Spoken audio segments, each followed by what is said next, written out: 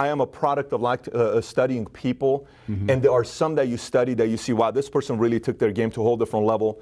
But you've been able to do it in your profession, in your personal life, in parenting, in your health, in so many areas. And I want to get into topics of, divergent, obsession, some of the experiences with your sister, which we'll get into, maybe a little bit of Phil Ivey on what happened with him at UK when, the $10 million issue that he had, I think was 7.2 million pounds. You know which one I'm talking about. Maybe we'll get into it a little bit of that, and then some other topics which will happen after the reveal. But prior to doing that, why don't you kind of do a little bit of your work and show us what you got? Okay, and what I am is a card mechanic, and you mentioned that term, and generally the public go, card mechanic? You mean card mechanic? No, card mechanic.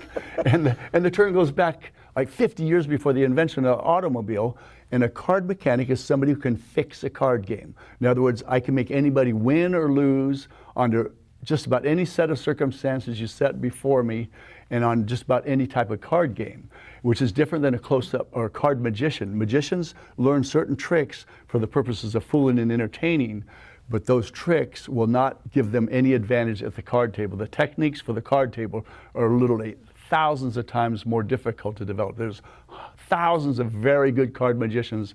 There's half dozen top world-class card mechanics, card sharp. There's a bunch of slang terms for it. But the bottom line, when you play poker, blackjack, bridge, whatever the game, you want to make sure the cards are evenly mixed to start off with. So you have a deck, yes? I do, yes. Okay, so in the casinos, they give you about 20 seconds to give the deck 3 shuffles and a series of cuts. So give your deck a few cuts. Oh, cuts or shuffles? Okay, let's go. Just go right into it. Okay. Shuffle. Then this is basic casino procedure. Riffle.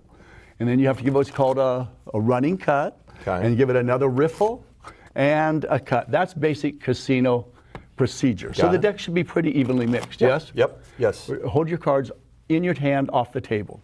Okay. Does that look pretty even? Are you kidding me? Do we have ace, 2, 3, 4, 5, 6, 7? Yes. Did I shuffle them back in the perfect order? Yes, you did. What do you know? We did it. Okay, now I'm going to do what's called a casino watch. And I'm doing it face up. And that's for the purposes the camera can see that the cards are being scrambled, because the magicians will have what are called shaved, tapered cards where they're different sizes and they can stick out. And so this will ruin that. Now I want you to take and give that deck a shuffle. Okay. And just set it right here. We're just going to choose. Okay, and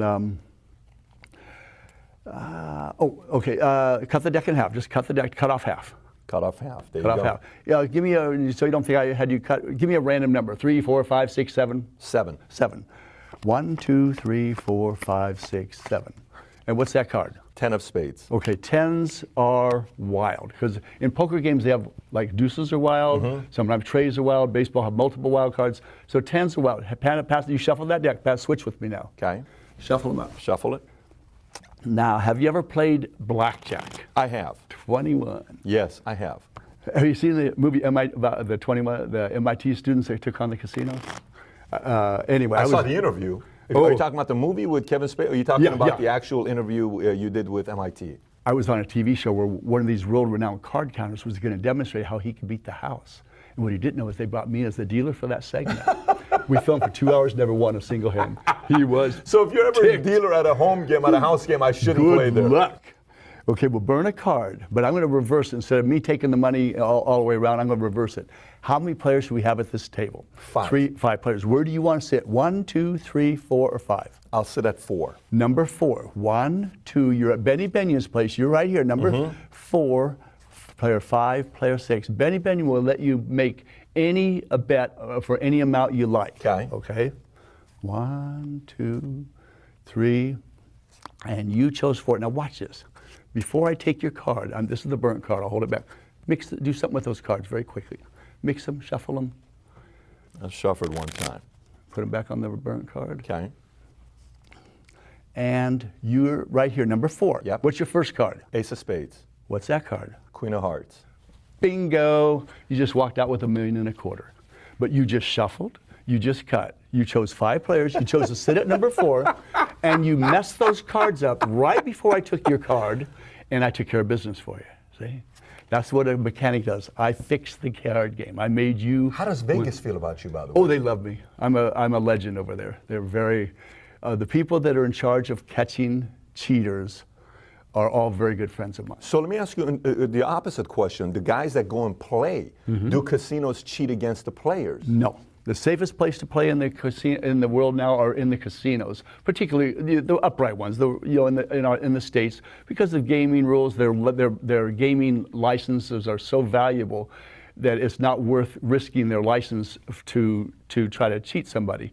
Now you go back before the 1980s when the mob was more in control, that wasn't necessarily the case. Now when the corporations have come in, it's really the safest places to gamble are in the casinos because the security, the eye in the sky, all the stuff they have is it keeps it pretty safe.